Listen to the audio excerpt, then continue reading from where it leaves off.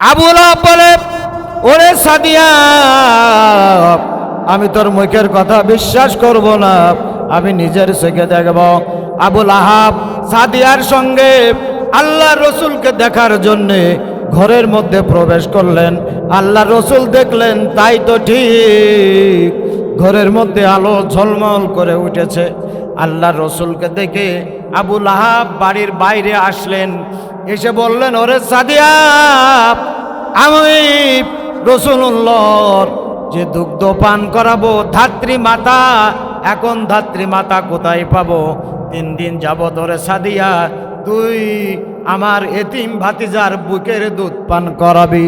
জোরে কোন সুবহানাল্লাহ। আবু লাহাব বলে, ওরে সাদিয়া, আমি এই মোহাম্মদ আমার ভাতিজার বুকের তোর পান করাবো, তোর বুকের দুধ পান করাবো, কিন্তু তুই তো গোলাম, তুই তো বান্দি, তুই তো দাসী, কোন দাসীর দুধ আমি পান করাবো না। ওরে সাদিয়া, তুমি তো জানো 40 বিঘা জমির যে মূল্য, এইরকম বড় মূল্য দিয়ে আমি তোমাকে খরিদ করে এনেছি, তারপরেও আমি আমার ভাতিজার খাতিরে, আমি আমার ভাতিজাকে মহব্বত করার জন্যে, ভাতিজাকে ভালোবেসে আমি আবু লাহাব সাদিয়া তোমাকে মুক্ত করে দিলাম, তোমাকে আজাদ করে দিলাম, তুমি আমার ভাতিজার দুধ পান করাবে। জোরে কান সুবহানাল্লাহ।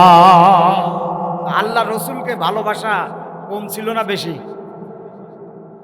ভাইরা আমার, আব্দুল মুত্তালিব তার সন্তানদেরকে ডাকলেন, ডেকে বললেন, ও আমার সন্তানেরা, তোমরা একটা বিষয় আমাকে ক্লিয়ার করো।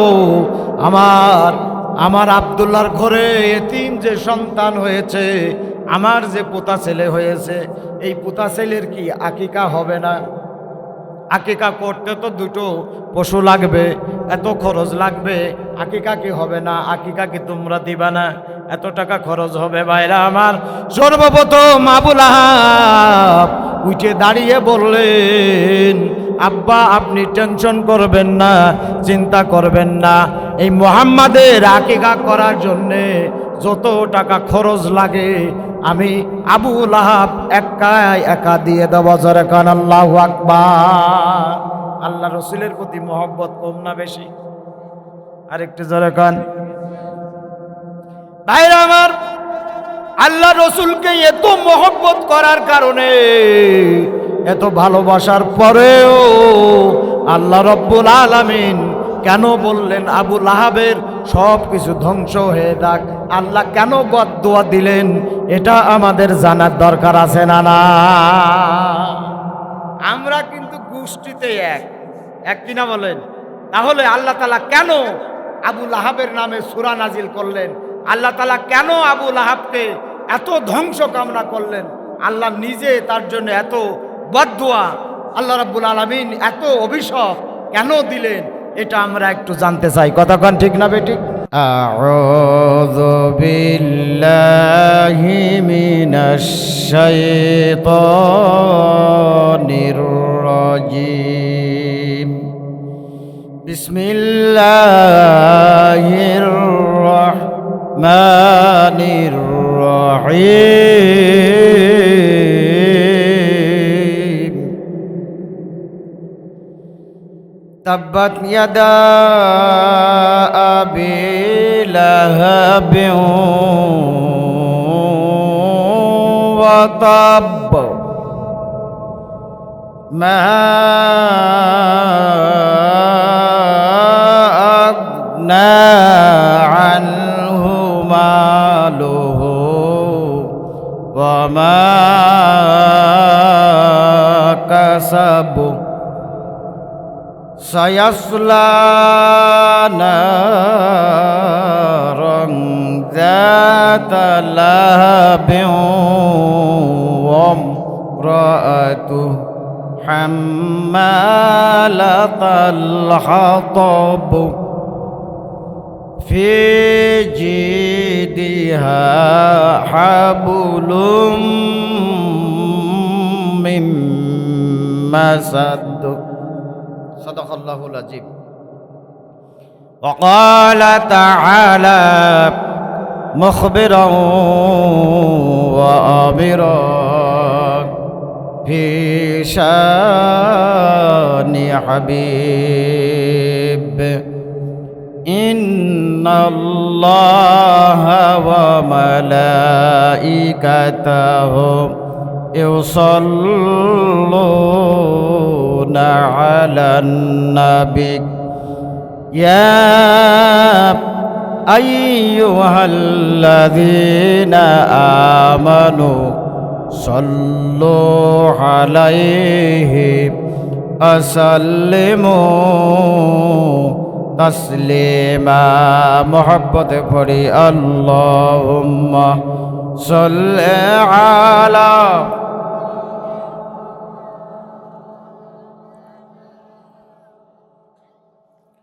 وعلى آل سيدنا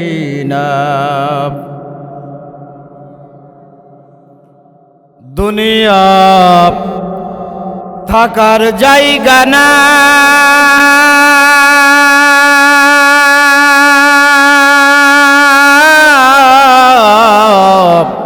দুনিয়া থাকার জায়গা না ঠিক কিনা বলেন দুনিয়া থাকার জায়গা না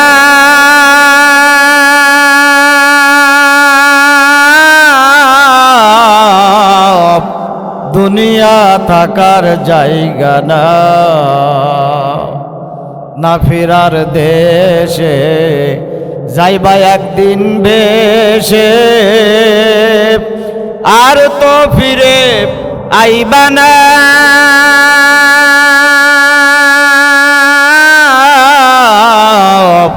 দুনিয়া থাকার জায়গা না আল্লাহুম্মা সাল্লি আলা জোরে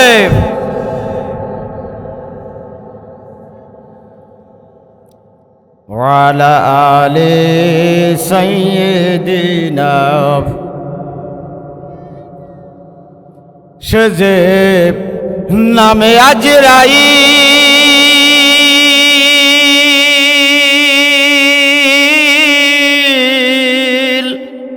সঠিক সময় তোমার ঘরে হইব দাখিল ঠিক না বেঠিক ধরে বলেন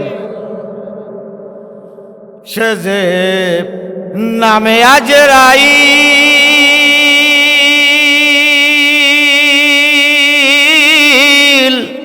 সঠিক সময় তোমার ঘরে হইব দাখিল কত কাকুতি মিনতি করবা তুমি রেহাই পাবে না আজরাইল আসিলে কারো কৈফিয়ত চলবে না রে মানুষ কৈফিয়ত চলবে না আল্লাহুম্মা সাল্লি আলা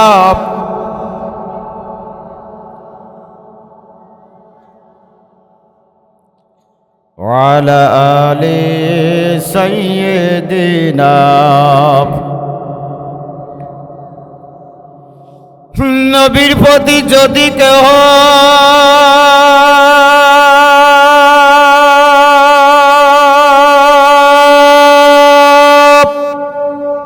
একবার দুরূদ পাঠ করে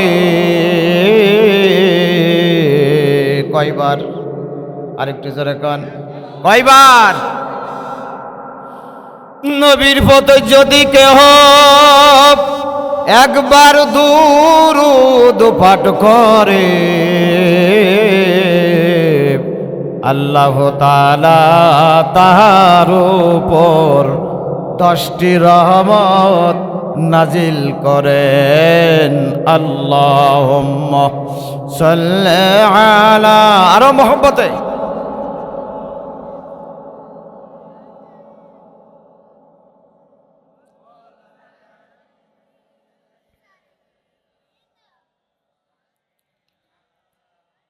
রাসূলের রওজা মুবারকে জানাই লাখো সালাম রাসূলের রওজা মুবারকে জানাই লাখো সালাম।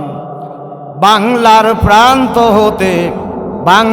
প্রান্ত হতে রাসূল তোমায় দিল সফিলাম। রাসূলের রওজা মুবারকে জানাই লাখো সালাম। বাংলার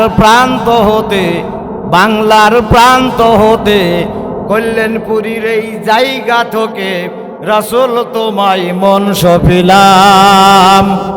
রাসূলের রওজা মুবারকে জানাই লাখো সালাম। কালেমা লা ইলাহা ইল্লাল্লাহ জোরে লা ইলাহা ইল্লাল্লাহ জোরে লা ইলাহা ইল্লাল্লাহ লা ইলাহা ইল্লাল্লাহ লা ইলাহা ইল্লাল্লাহ হাসবি রাব্বি জাল্লাল্লাহ মা ফি কলবি গায়রুল্লাহ নূর মুহাম্মদ সাল্লাল্লাহ নূর মুহাম্মদ সাল্লাল্লাহ হক লা ইলাহা ইল্লাল্লাহ লা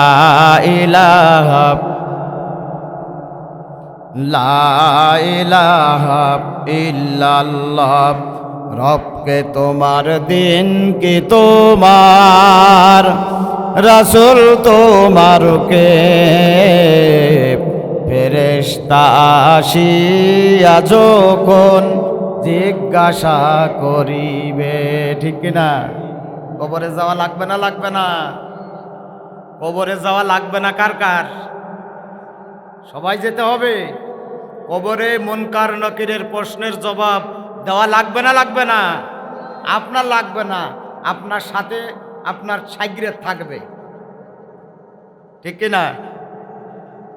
কেউ থাকবে না, আমিই বেটি। প্রস্তুতি নাও সেই দিনের লাগি,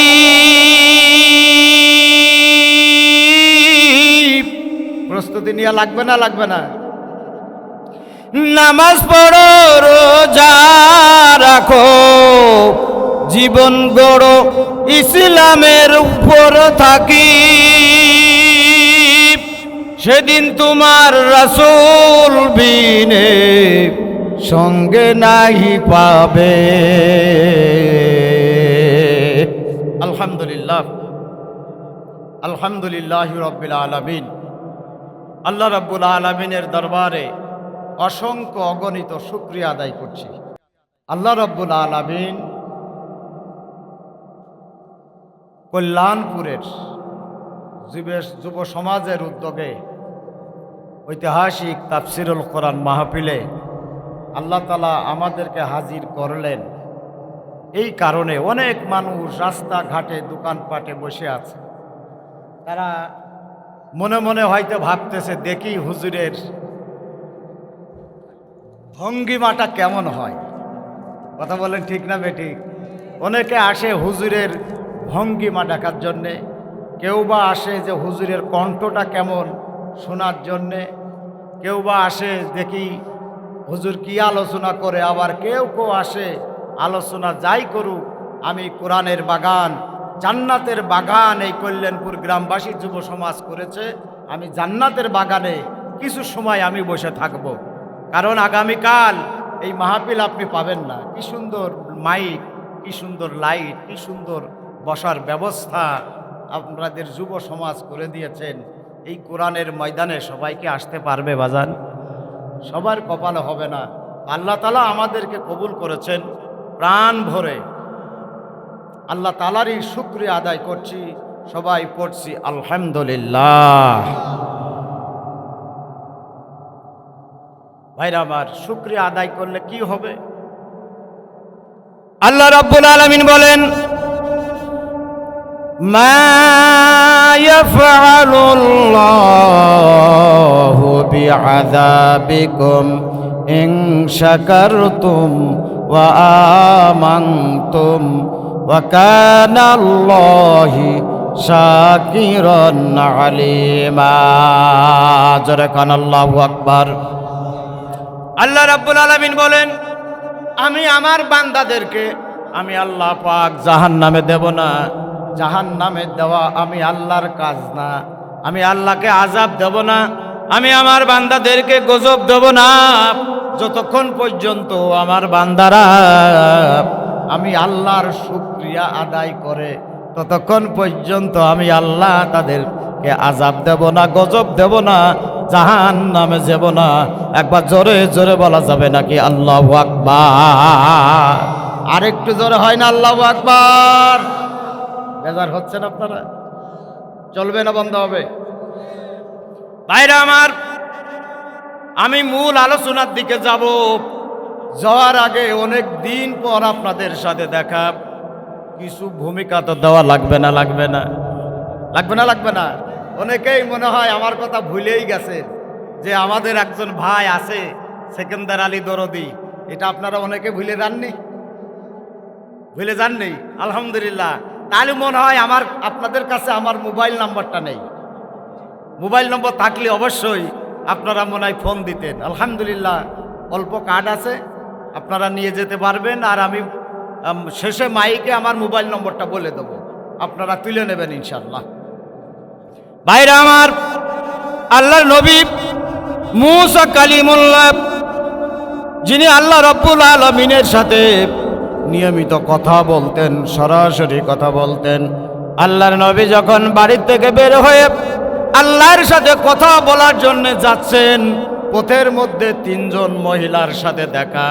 তিনজন মহিলার প্রথমজন সালাম দিয়ে বলে, ও আল্লাহর পয়গম্বর, আপনি তো আল্লাহর কাছে যাচ্ছেন কথা বলার জন্যে, আমার একটা আরজি আছে, আমার একটা আরজ আছে, আল্লাহর কাছে বলবেন। পয়গম্বর বলেন, কি তোমার আবেদন? লোকটি বলেন, ও আল্লাহর পয়গম্বর, আল্লাহর কাছে শুনে আসবেন, আমি তো গরিব মানুষ, আমার তো গরিব দরিদ্রতাই ছাড়ে না, আমার অভাবই ছাড়ে না। কেন আল্লাহ আমাকে এত অভাব দান করেন? এই অভাব থেকে বাঁচার রাস্তা কি শুনে আসবেন। কয় ঠিক আছে। পথের মধ্যে আর একজনের সাথে দেখা। আর এক মহিলা সালাম দিয়ে বলেন, আল্লাহর পয়গম্বর, আল্লাহর কাছে জানবেন, আল্লাহ পাক আমার সম্পদ এত দিয়েছেন, প্রতিনিয়ত আমার সম্পদ বাড়ে, আমার সম্পদ রাখার জায়গা নাই। ওগো আল্লাহর পয়গম্বর, আপনি আল্লাহর কাছে জেনে আসবেন কি আমল করলে আমার সম্পদ কমিয়ে যাবে। দেখেছেন কায়দা? একজন বলছে অভাবের যন্ত্রণা শেষ হয়ে গেলাম, আর একজন বলছে সম্পদ শুধু বাড়ে আর বাড়ে, এর সম্পদ রাখার জায়গা নাই। এইরকম বর্তমান আমাদের দেশে সমাজে আছে না নাই? ভাইরা আমার, আর একজন বলে, ও আল্লাহর পয়গম্বর, আল্লাহর কাছে জানবেন, আমি তো প্রতিবন্ধী মানুষ, আমার দুটো হাত নাই, দুটো পা নাই। আমার যদি দুটো হাত থাকতো তাহলে তো অন্তত হাতের নিয়ামত পাইতাম, অথবা যদি দুটো পা আমার থাকতো, হাত না থাকতো, তাহলে তো আমি অন্তত হেঁটে হেঁটে যেতে পারতাম। আল্লাহর পয়গম্বর, আল্লাহর কাছে জানবেন, আল্লাহ তাআলা আমাকে এই নিয়ামত থেকে কেন বঞ্চিত করলেন। ভাইরা আমার, আল্লাহর পয়গম্বর জাগা মতো গেলেন, তুর পাহাড়ে যে আল্লাহর সাথে কথাবার্তা বললেন। কথা বলার পরে শেষে জানতে চাইলেন আল্লাহ পাক কারণ কি। আল্লাহ রাব্বুল আলামিন বললেন যে মহিলার দরিদ্র, সম্পদ বাড়ে না, তাকে বেশি বেশি করে বলবা, সেজন্য আমি আল্লাহর প্রশংসা করে, সেজন্য আমি আল্লাহর শুকরিয়া জ্ঞাপন করে। একবার জোরে জোরে বলা যাবে নাকি আল্লাহু আকবার? আল্লাহ বলেন, লা ইন শাকারতুম লা আযীদান্নাকুম ওয়া লা ইন কাফারতুম ইন্না আযাবি লাশাদীদ। আল্লাহ বললেন, যদি আমার বান্দারা আমার কৃতজ্ঞতা আদায় করে, আমার প্রশংসা করে, আমি আল্লাহ রব্বুল আলামিন আমার নিয়ামত আমার বান্দার জন্য বাড়িয়ে দেব। জোরে কান আলহামদুলিল্লাহ। ভাইরা আমার, আর একজনের জন্য বললেন যে মহিলার সম্পদ বৃদ্ধি পায় তার কি আমল? আল্লাহ বললেন পয়গম্বর তুমি তাকে বলবা সেজন্য বেশি বেশি আমি আল্লাহর নাশকরি করে পালাম না, খালাম না, হইল না, দিল না। কথা বল ঠিক না বে ঠিক? বেশি বেশি করে যেন আমি আল্লাহর নাশকরি করে, তাহলে তার সম্পদ কমে যাবে। আমাদের সমাজে নাশকরি করা বান্দা আছে না নাই? আছে না নাই? ভাইরা আমার, আর একজনের কথা আল্লাহ রাব্বুল আলামিন আর একজনের কথা বললেন, তার হাতও দেয় নাই, তার পাও আল্লাহ তাআলা দেন নাই। কারণ জানতে চাইলে বলা হলো, ওগো ওগো আল্লাহর পয়গম্বর, আল্লাহ বললেন আমি আমার বান্দাকে হাত দিই নাই, পা দিই নাই, কেন দান করি নাই? আমি আল্লাহ পাক তার দিয়ে জাহান্নামের গর্ত বন্ধ করব, এই কারণে হাত পা দিই নাই। ভাইরা আমার, আল্লাহর পয়গম্বর যখন ফিরে আসলেন, ফিরে আসার পরে যখন জানতে চাইলেন কি ব্যাপার, প্রথম জনকে বললেন, ও আল্লাহর পয়গম্বর, ঘটনা কি, খবর কি? আল্লাহ রাব্বুল আলামিন আমার জন্য কি বলেছেন? আল্লাহর পয়গম্বর বললেন তুমি শুকরিয়া আদায় করবা, তুমি বেশি বেশি আলহামদুলিল্লাহ পড়বা। আর একজনকে বললেন তুমি নাশুকরি করবা, তাহলে তোমার সম্পদ কমবে। আর ওই হাত পা নেই, ওকে বললেন তোমার দিয়ে জাহান্নামের গর্ত বন্ধ করবেন। এই জন্য আল্লাহ হাত পা দেয় নাই। লোকটা সঙ্গে সঙ্গে বলে আলহামদুলিল্লাহ। আল্লাহর শুকরিয়া আদায় করার সঙ্গে সঙ্গে আল্লাহর কুদরতিভাবে লোকটার দুটো হাত এবং দুটো পা, কুদরতি হাত পা আমার আল্লাহ দিয়ে দিলেন। একবার জোরে জোরে বলা যাবে নাকি আল্লাহু আকবার? তাহলে শুকরিয়া আদায় করার দরকার আছে না নেই? শুকরিয়া আদায় দরকার আছে, অবশ্যই আল্লাহ শুকরিয়া আদায় করি। সবাই মহব্বতে উচ্চ আওয়াজে বলে আলহামদুলিল্লাহ।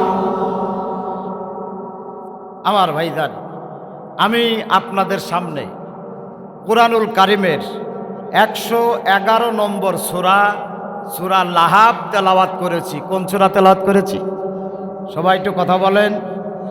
সূরা লাহাব তেলাওয়াত করেছি, যে সূরার একটা রুকু এবং 5টা আয়াত আছে। এই সূরা সম্পর্কে আমি আপনাদের সামনে দুটো কথা বলব। আমি এই সূরার প্রথমে নামকরণ বলতে চাই, সহি তেলাওয়াত করেছি। এরপরে আমি এই সূরার আপনাদের সামনে বাংলায় তর্জমাটা বলব। তাহলে তর্জমা বলবো, সূরার নামকরণ বলবো, সামান্য কটু প্রেক্ষাপট বলবো এবং সামান্য ব্যাখ্যা করব। শেষে আয়াতের দুটো শিক্ষা নিয়ে ইনশাল্লাহ আমরা মানুষের মতো মানুষ হয়ে, আমরা জান্নাতি মানুষ হয়ে আমরা ঘরে ঘরে ফিরে যেতে চাই। জোরে কোন আল্লাহু আকবার। সবাই মহব্বত করে গলা ছেড়ে দিয়ে একটু আল্লাহর নামে জিকির করে লা ইলাহা ইল্লাল্লাহ। জোরে লা ইলাহা। পৃথিবী আর কত কাঁদবে তুমি, পৃথিবী।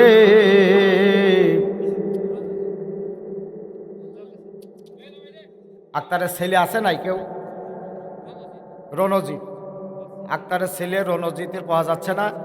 যদি আশেপাশে থাকো তাহলে রণজিৎ তুমি তোমার আব্বার সাথে দেখা করো। পৃথিবী আর কত কাঁদবে তুমি, তোমার কান্না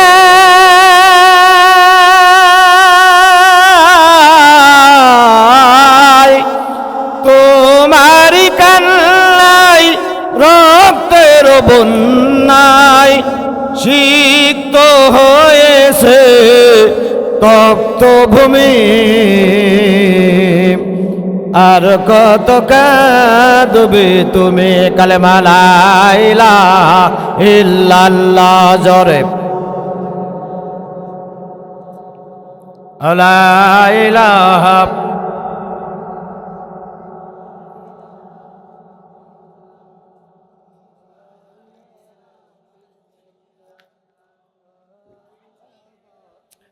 লা ইলাহা ইল্লাল্লাহু মুহাম্মাদুর রাসূলুল্লাহ। যারা গান সুবহানাল্লাহ। সবাই আমার দিকে খেয়াল করেন, একটা পাগল ছাগল বোঝেনি তো, তাই না? আর তো একটু এই জন্যই দরকার কি, সবই তো জানে। সবাই মাহফিলের দিকে খেয়াল করেন। আল্লাহর কোরআনের আলোচনা শুনলে কি হবে? আমার আল্লাহ বলেছেন, যেখানে কোরআনের তর্জমা হয়, তফসির হয়, অন্য মনস্ক হয়েও না, দিলের কানটা লাগাও, মনোযোগ দিয়ে শোনো। আমার আল্লাহ বললেন, অবশ্যই আমি আল্লাহ তাআলা তোমাদের উপরে রহমত নাজিল করব। জোরে কোন সুবহানাল্লাহ। জোরে জোরে একটু তাকবীর দেবেন, কথা বলবেন, কারণ যে জোরে বলবে তার আওয়াজটা আল্লাহর কাছে আগে যাবে। সুবহানাল্লাহ বলেন। যদি কেউ বেশি বেশি মনের থেকে মুখে দিয়ে সুবহানাল্লাহ, আলহামদুলিল্লাহ, আল্লাহু আকবার এই জিকির যারা জোরে জোরে করে, তাদের মুখের মধ্যে এক ধরনের ঘ্রাণ তৈরি হয়। সুবহানাল্লাহ বলেন। আপনারা জানেন যে রমজান মাসে যারা রোজা রাখে, রোজাদারদের মুখের ঘ্রাণ ওই যে আমাদের কাছে গন্ধ, কিন্তু আল্লাহর কাছে ওইটা ঘ্রাণ। কথা বলেন ঠিক না বেটি?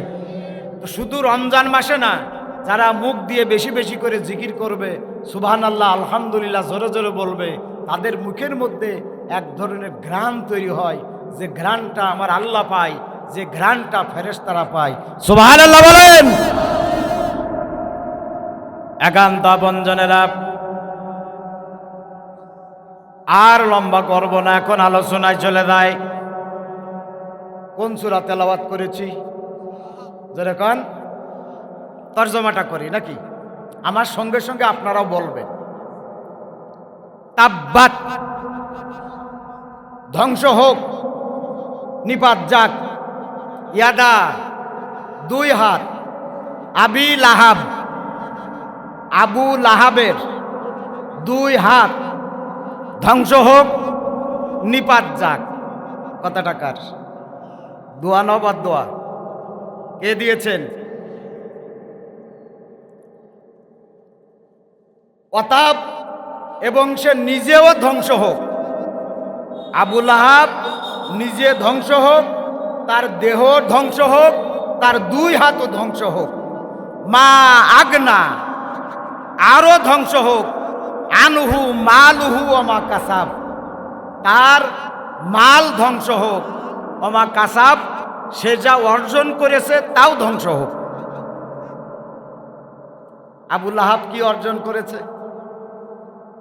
আবু লাহাব ছিল আরব দেশের 3টা মন্ত্রণালয়ের মন্ত্রী ছিলেন। উনি স্বরাষ্ট্র মন্ত্রণালয় মন্ত্রী ছিলেন, উনি আইন মন্ত্রণালয়ের মন্ত্রী ছিলেন, উনি অর্থ মন্ত্রণালয়ের মন্ত্রী ছিলেন। দেশের 3টা গুরুত্বপূর্ণ মন্ত্রণালয় আবু লাহাবের হাতে ছিল। শুনবেন আপনারা? আমি আপনাদের কাছে ক্ষমা চেয়ে নিচ্ছি যে আমাকে বলা হয়েছে, হুজুর অন্তত রাজনীতিটা করবেন না।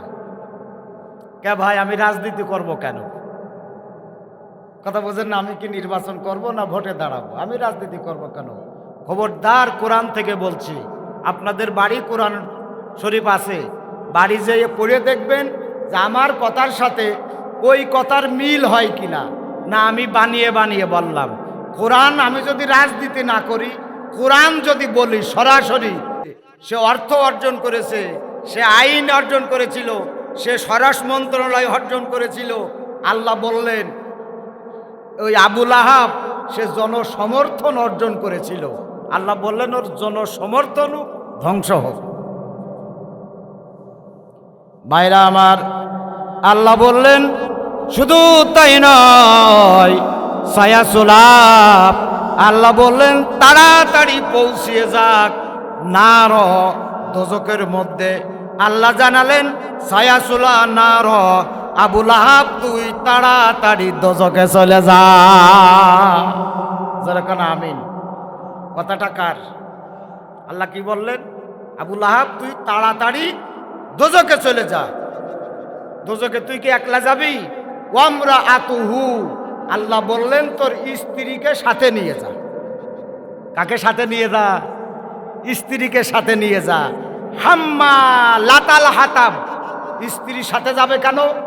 আল্লাহ বলছেন হাম্মালাতাল হাতাব, তার স্ত্রী নিজে ঘাড়ের কাটা বহন করে আল্লাহ রসুলের পথে কাটা ছিটাতেন, আল্লাহ রসুলের যাতায়াতের পথে বাধা দিতেন, কাটা ছিটাতেন, যে রসুলুল্লাহর পায়ে কাটা বিঁধে যাক, রসুলুল্লাহর পায়ে কাটা বিঁধে পড়ে যাক, রসুলুল্লাহ যেন কালেমার দাওয়াত, ইসলামের দাওয়াত যেন জনগণের কাছে দিতে না পারে। এই কারণ ইসলামের পথে বাধা দেওয়ার কারণে আল্লাহ বললেন ওর স্ত্রী ওর সাথে দোজখে চলে যাক। যেরকম আল্লাহু আকবার। হাম্মালাতাল হাতাব ফি জিদিহা হাবলুম মিন মাসাদ। আল্লাহ বললেন আবু লাহাবের স্ত্রী অন্যের গলায় দড়ি দেওয়ার জন্য দড়ি পাকিয়েছিল। আল্লাহ বললেন ওই রশি, ওই গলায় দড়ি, ওই ফাঁসির রশি আবু লাহাবের স্ত্রীর গলার মধ্যে ঢুকে যাক। জোরে কোন আমিন। শুনতেছেন আপনারা?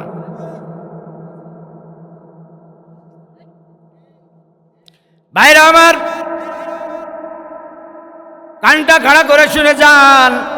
এখন আপনাদের কাছে প্রশ্ন করে, আবু লাহাব ভালো মানুষ না খারাপ মানুষ? আবু লাহাব ভালো না খারাপ? অ্যাটেনশন আমার দিক। আবু লাহাব ভালো মানুষ না খারাপ মানুষ?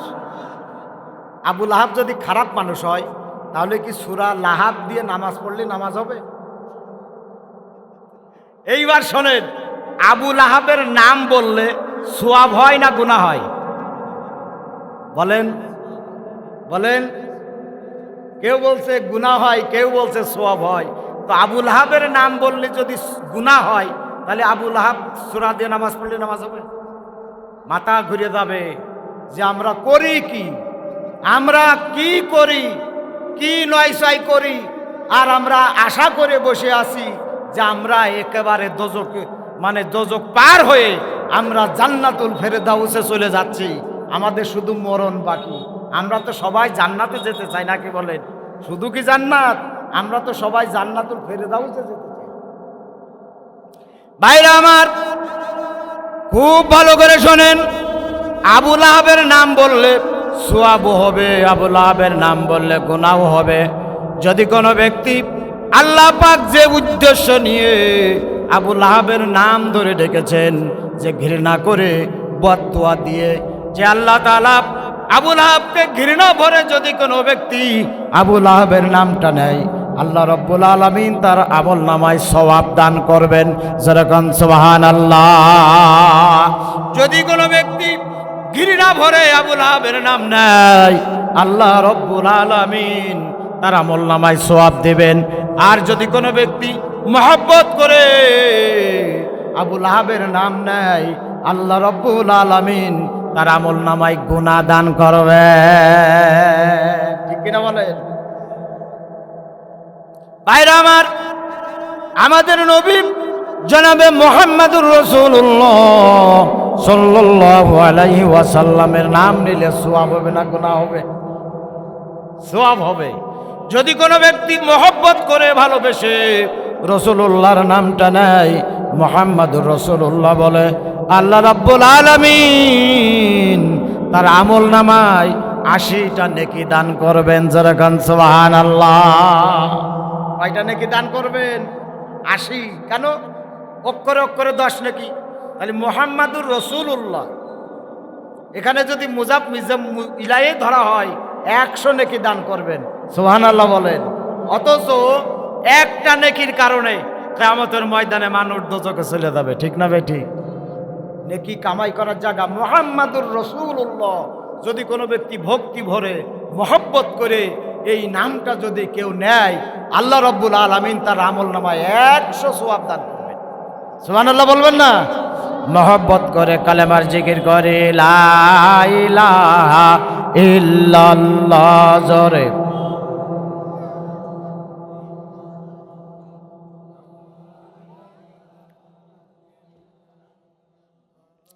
লা ইলাহা ইল্লাল্লাহ মুহাম্মাদুর রাসূলুল্লাহ।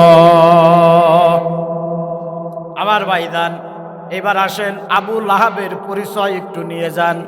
আবু লাহাব তিনি কে? আপনারা বলেন। খুব খারাপ লাগছে নাকি? জোরে বলেন তো সুবহানাল্লাহ। আপনাদের কালেমা পড়া, জিকির করার দেখে মনে হচ্ছে যে আপনারা মনে হয় আমার প্রতি বেজার হচ্ছে।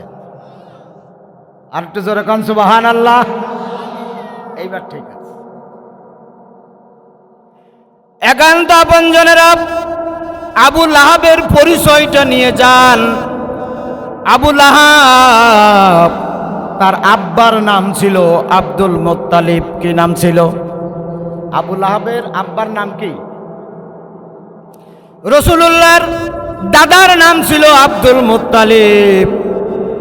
আবু লাহাবের আপন পিতা আব্দুল মুত্তালিব আল্লাহর রসুলের মুহাম্মাদুর রাসূলুল্লাহ সাল্লাল্লাহু আলাইহি ওয়াসাল্লামের আপন দাদা ছিলেন আব্দুল মুত্তালিব। ঠিক না বে ঠিক? গোষ্ঠীতে কিন্তু আলাদা ছিল না। গোষ্ঠীতে কি একই ছিল। আবু লাহাবও কুরাইশ বংশের, আল্লাহ রসুলও কুরাইশ বংশের। গোষ্ঠীতে কিন্তু এক। আমাদের দেশের, এইবার আসেন, আমাদের দেশের ফুরপুরা শরীফ, আটচষি, সরবুনাই, হাটহাজারি, মাঝভান্ডারি যারা আছে, কোনো রাজনৈতিক দলের নাম নাই বললাম, যারা আছি আমরা সবাই একই গোষ্ঠীর লোক। কি গোষ্ঠীর নাম কি? মুসলমান। আমাদের গোষ্ঠীর নাম কি? আমরা সবাই একই গোষ্ঠীর লোক। আবু লাহাব, আল্লাহ রসুল, আব্দুল্লাহ ইবনে আব্বাস, এই সব ছিলেন একই গোষ্ঠীর লোক। আর আমরা এখন যারা দেশে আছি, বাংলাদেশে, আমরাও একই গোষ্ঠীর লোক। একই গোষ্ঠীর লোক হওয়ার পরেও আল্লাহ রব্বুল আলামিন এই আবু লাহাবের জন্য বদদুয়া দিয়েছেন। আল্লাহ রব্বুল আলামিন আবু লাহাবের ধ্বংস কামনা করেছেন। কথা বলেন ঠিক না বে ঠিক? আল্লাহ কেন আবু লাহাবের ধ্বংস কামনা করলেন এটা আমাদের জানার দরকার আছে না নাই? একান্ত আপনজনেরা আবু লাহাবের আরেকটু পরিচয় নিয়ে দেন। আবু লাহাব আল্লাহর রসুল যেদিন দুনিয়ার মধ্যে তাশরীফ আনলেন, ওই দিন গোটা আরব দেশের আকাশে বাতাসে সেদিন সুগন্ধময় হয়েছিল। সেদিন গোটা আরব দেশে আলোর ঝলকানি হয়েছিল। মক্কা শরীফে আলোর ঝলকানি হয়েছিল। আব্দুল্লাহর ঘরে, আমেনার ঘরে সেই দিন আলোকে ঝলমল করে উঠেছিল। আবু লাহাব, আল্লাহ রসুল জন্ম নিলেন সুবে সাদিকের একটু আগে, যখন ঝলমল করেছে আলো, আবু লাহাব দাসী আইমান, দাসী সাদিয়াকে ডেকে বলে, ও সাদিয়া, আমাদের বাড়ি এত আলো জ্বলতেছে কেন? সাদিয়া বলেন, ওগো আবু লাহাব, আপনি কি সংবাদ পান নাই? আপনার হারানো ভাই, আপনার ছোট ভাইয়ের ঘরে আল্লাহ রব্বুল আলামিন একটা সন্তান দান করেছেন।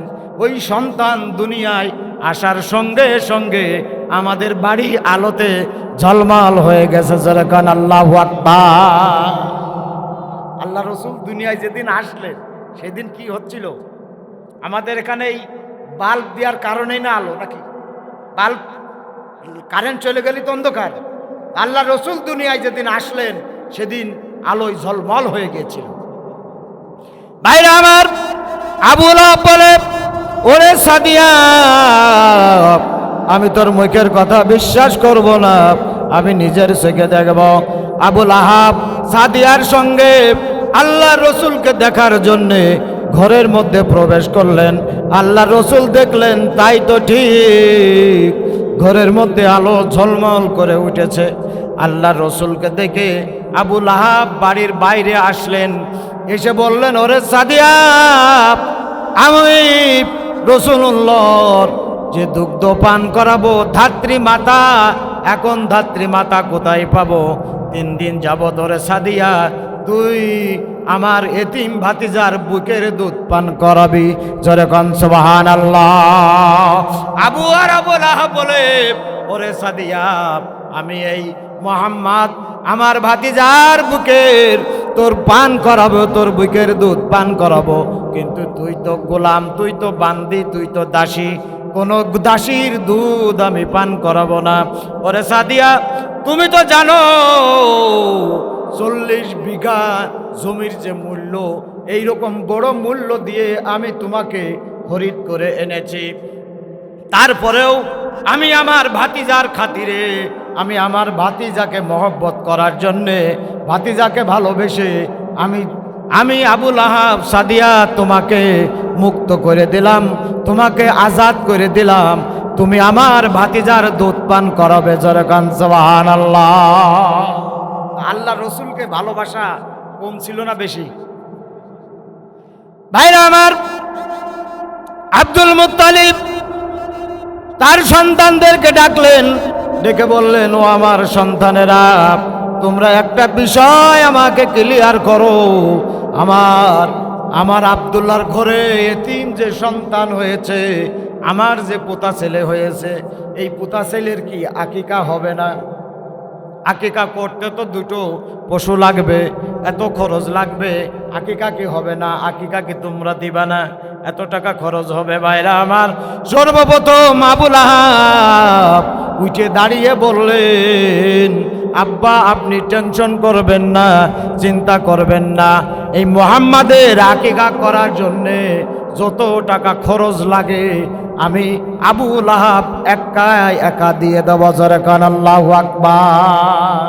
আল্লাহ রসুলের প্রতি মহব্বত কম না বেশি? আরেকটু জোরে কান। ভাইরা আমার, আল্লাহ রসুলকে এত মহব্বত করার কারণে, এত ভালোবাসার পরেও আল্লাহ রব্বুল আলামিন কেন বললেন আবুল আহাবের সব কিছু ধ্বংস হয়ে যাক? আল্লাহ কেন বদদুয়া দিলেন? এটা আমাদের জানার দরকার আছে না? না, আমরা কিন্তু গোষ্ঠীতে এক কিনা বলেন? তাহলে আল্লাহ তাআলা কেন আবুল আহাবের নামে সূরা নাজিল করলেন? আল্লাহ তাআলা কেন আবুল আহাবকে এত ধ্বংস কামনা করলেন? আল্লাহ নিজে তার জন্য এত বদদুয়া, আল্লাহ রাব্বুল আলামিন এত অভিশাপ কেন দিলেন? এটা আমরা একটু জানতে চাই। কতক্ষণ ঠিক না বেঠিক? একান্ত আপনজনেরা, আল্লাহ রসুল যখন বড় হলেন, যখন নবুয়তি পাইলেন, আল্লাহ তাআলা কোরআনের আয়াত নাজিল করলেন, ওয়া আনজির আশিরাতাকাল আকরাবিন।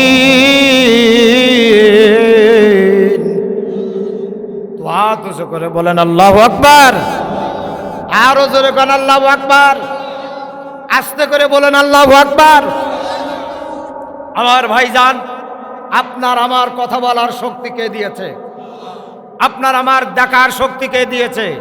আপনার আমার হাতের শক্তি কে দিয়েছে? সেই আল্লাহ যদি দিয়ে থাকে, সেই আল্লাহর উদ্দেশ্যে কিছু সময় একটু জোরে আওয়াজ দেওয়া যাবে না? যাবে না? সবাই জোরে করে বলে আল্লাহু আকবার। ঠিক আছে ইনশাআল্লাহ। আমার আপনজনেরা, আল্লাহ নাজিল করলেন, নবী গো, ওয়ানজির আশিরাতাকাল আকরাবিন। নবী গো, আপনি আপনার নিকট প্রতিবেশী এবং আত্মীয় স্বজনদের কাছে আপনি ইসলামের দাওয়াত, কালেমার দাওয়াতটা পৌঁছিয়ে দেন। আয়াত নাজিল হওয়ার পরে আল্লাহ রসুল তার স্ত্রী মা খাদিজার সাথে পরামর্শ করলেন, ও খাদিজা, আমার আল্লাহ হুকুম করেছেন তুমি তোমার প্রতিবেশীদের নিকটে, আত্মীয় স্বজনদের নিকটে কোরআনের দাওয়াত, কালেমার দাওয়াত, ইসলামের দাওয়াত পৌঁছিয়ে দাও। সুবহানাল্লাহ। আমরা যারা, আল্লাহ রসুল বলেন, বাল্লিগু আন্নি ওয়ালাউ আয়া, একটা মাত্র বাণী যদি তোমাদের কাছে থাকে কোরআন এবং হাদিসের, সেটা অন্যের কাছে পৌঁছিয়ে দাও। তো সর্বপ্রথম দাওয়াতটা পৌঁছতে হবে কার কাছে?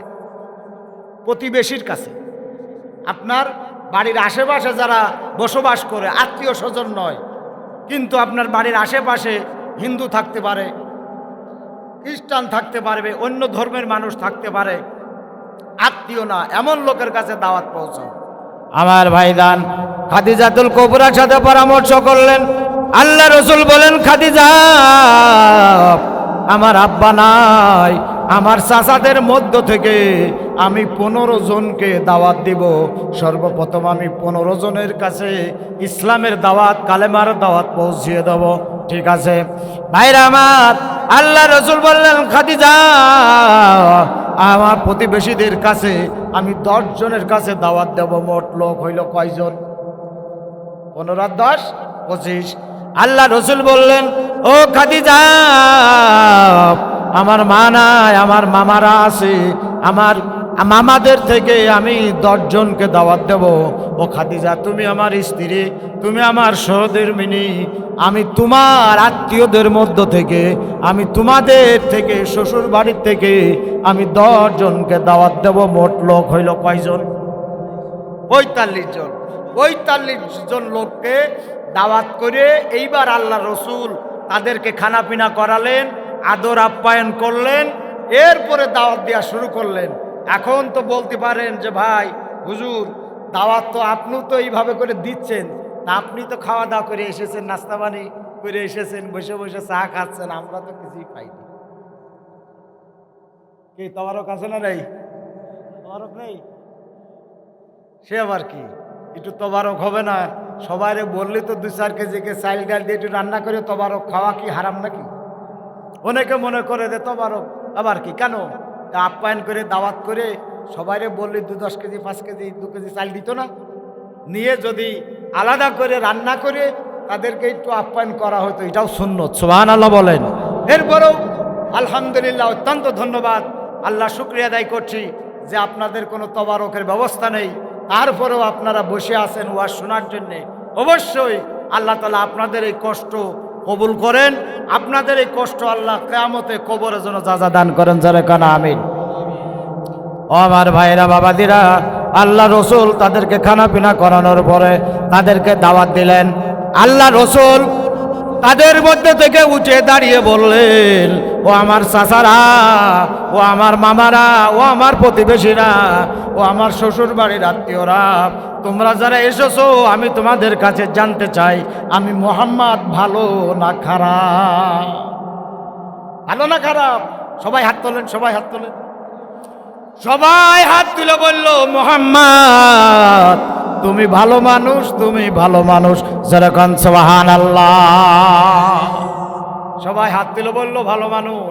আল্লাহ রসুল আবার জিজ্ঞাসা করলেন, তোমরা বলো আমার চাচারা, আপনজনেরা, আত্মীয় স্বজনেরা, বলো আমি সত্যবাদী না মিথ্যাবাদী?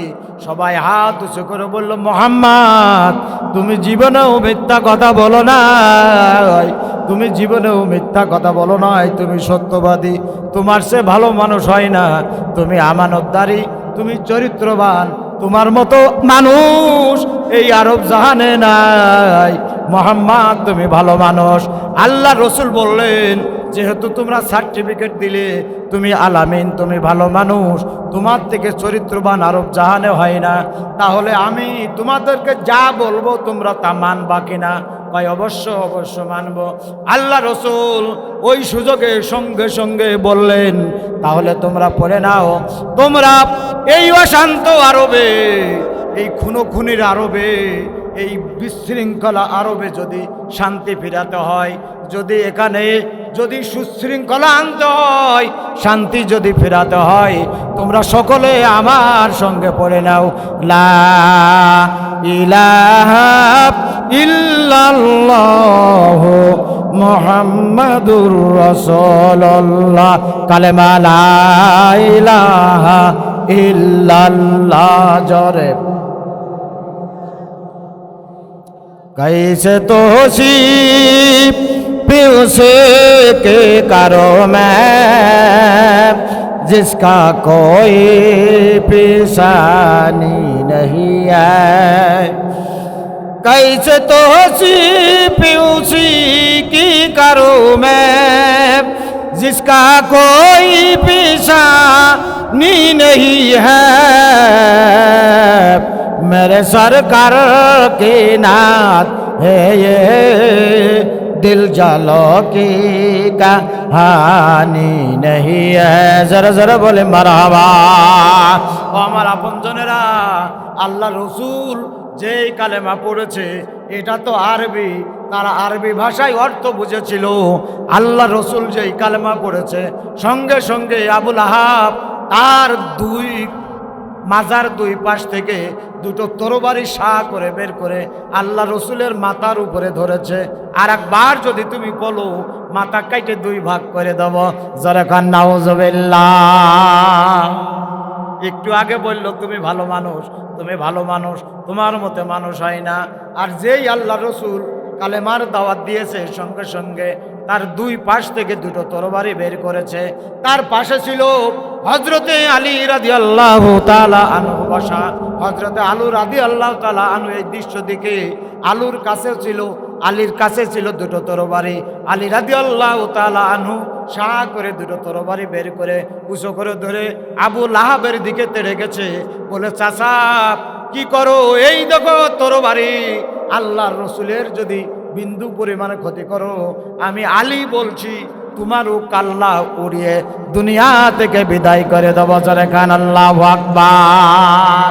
মিয়া ভাই, মুরব্বীরা যখন উঠে দাঁড়ায়, মুরব্বীদের বিপরীতে যখন যুবকরা উঠে দাঁড়ায়, যুবকরা যখন তরবারি বের করে, তখন মুরব্বীদের ঠান্ডা হবে না গরম হবে?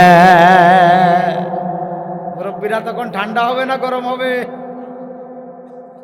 মুরব্বীদের ঠান্ডা হওয়া ছাড়া কোনো রাস্তা নাই।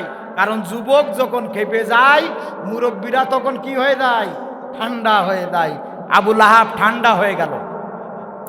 আবু লাহাব বলে, আরে মোহাম্মদ, এই জন্য তুমি আমাদেরকে ডেকেছো? আবু লাহাব যখন তার তরবারি গুছতে গেছে, আলী রাদিয়াল্লাহু তাআলা তরবারি গুছতে গেছে, আবু লাহাব বললেন, মোহাম্মদ আমি সব চলবে, আমি তোর কোরআন চলতে দেব না, আমি তোকে ইসলামের পথে মানুষকে দাওয়াত দিতে দেব না, আমি তোর ইসলামের জন্যে তোর পথে কাটা বিছাবো। যখন আবু লাহাব হাত দিয়ে একখানা পাথর উঁচু করে আল্লাহ রসুলের মুখের মধ্যে মেরে দিলেন, তখন আল্লাহ তাআলা আয়াত নাজিল করলেন যে তাব্বাত ইয়াদা আবি লাহাব, আবু লাহাবের দুই হাত ধ্বংস হোক। যে হাত দিয়ে নবীজিকে আঘাত করে, যে হাত দিয়ে নবীজির পথে কাটা বিছায়, কোরআনের পথে যারা বাধা দান করে, যে হাত দিয়ে, আল্লাহ রব্বুল আলামিন বললেন যে সেই হাতখানা ধ্বংস হবে। আজও পর্যন্ত আজও আমাদের দেশে, পৃথিবীর বিভিন্ন দেশে দেশে আবু লাহাবের উত্তরসূরিরা আছে না নাই? ইসলামের পথে বাধা দেওয়ার লোক আছে না নাই? যে হাত ইসলামের পথে বাধা দেয়, হাতের হাত আবু লাহাব, সেই হাত হলো আবু লাহাব। যে হাত দিয়ে কোরআনের পথে বাধা দেয়, ইসলামের পথে বাধা দেয়, আলেম উলামাকে বাধা দেয়, সেই হাত হলো আবু লাহাব। আর আমার আল্লাহ তাআলা বলেছেন আবু লাহাবের দুই হাত ধ্বংস হোক। আল্লাহ তাআলা আবু লাহাবের বদদোয়া দিয়েছেন। আমরা যদি আবু লাহাবের জন্য দোয়া দিই, কবিরা গুনাহ হবে না? জোরে কান, কবিরা গুনাহ হবে না? আল্লাহ বদদোয়া দিয়েছেন, আল্লাহ আবু লাহাবের বিরুদ্ধে কথা বলেছেন, আর আমরা যদি আবু লাহাবের পক্ষে কথা বলি, কবিরা গুনাহ হবে। আল্লাহ রাব্বুল আলামিন আমাদের সকলকেই রসুলের অনুকরণ করার তৌফিক দান করেন। আল্লাহ তাআলা আমাদের সকলকে কবুল করেন।